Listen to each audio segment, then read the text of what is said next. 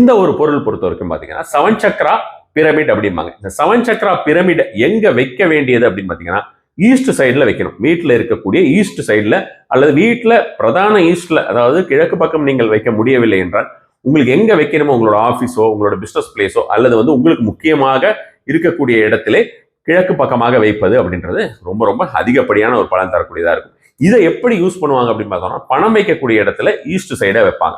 அந்த இடத்துல ஏன்னா இது மெயினா அந்த 7 சக்ராஸ் அப்படிங்கிறது பாடி ரிலேட்டட் விஷயங்கள் அப்படின்ற மாதிரியான விஷயங்களாக மட்டுமே நம்ம எடுத்துக்கொள்ள முடியாது.